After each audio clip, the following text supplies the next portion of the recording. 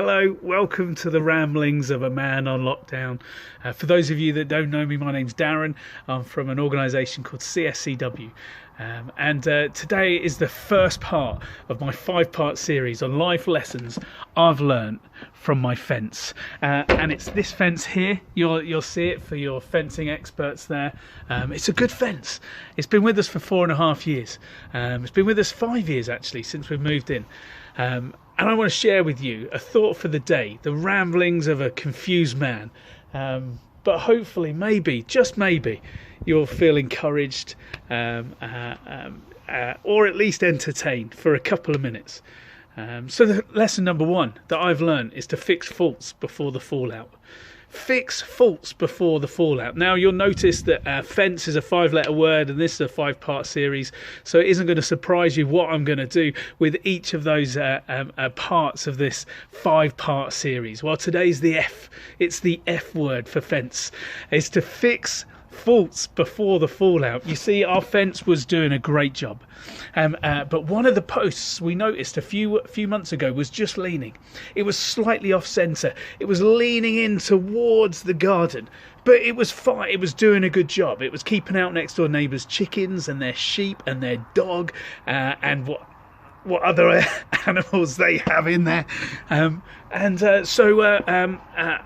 every day for weeks, possibly a couple of months, I kept saying to my wife, I'll phone someone. We'll get someone in. We'll get someone in to have a look at it, to get it sorted before anything else more serious might happen.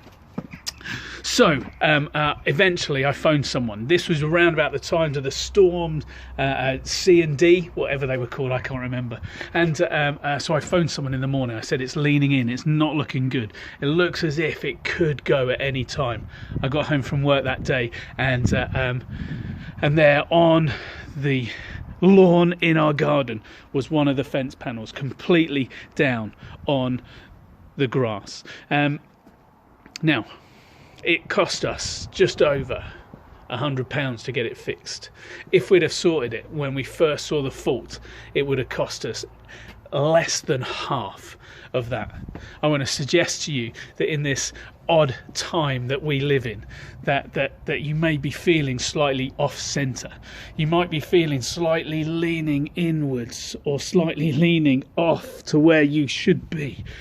I want to encourage you today, even as I'm talking, you recognise that there's something in you that's slightly off, that is slightly off where it should be, that you're feeling more anxious than you perhaps should be, that you're feeling more scared than perhaps you should be, that there's just something that is niggling at you. I want to encourage you, as soon as you've stopped watching this, why not contact someone? Why not speak to someone who might be able to help? It might be someone in your family, so someone on a helpline. It might be someone, a youth worker. Feel free to drop us a line at darren@cscw.org.uk. But I want to encourage you to fix the faults before the fallout. Don't let yourself and leave yourself until it's collapsed, until you've collapsed before seeking any help.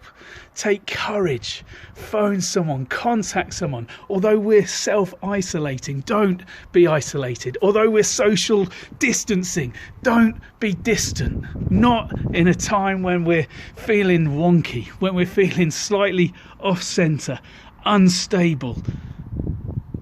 And if you know someone, even as I've been talking, maybe a name's just popped into your head, why not reach out to them? Why not send them a message? Just drop them a line, see how they're getting on, and fix the fault before the fallout. That's part 1, my 5-part series on life lessons I've learnt from my faulty fence. That was close. Contact me at darren@cscw.org.uk or reach out to one of your friends and family. Join me next time on part 2 of my 5-part series on life lessons from a faulty fence, when we'll be looking at the E in fence.